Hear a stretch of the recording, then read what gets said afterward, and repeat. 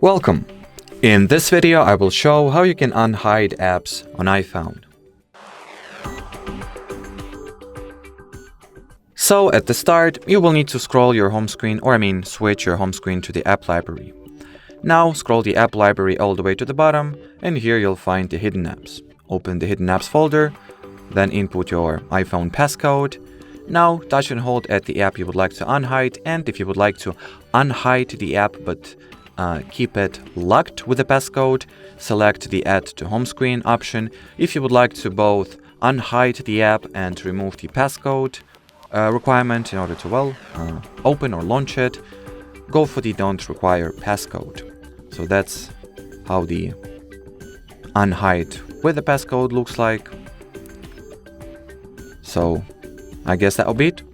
Thanks for watching and bye bye.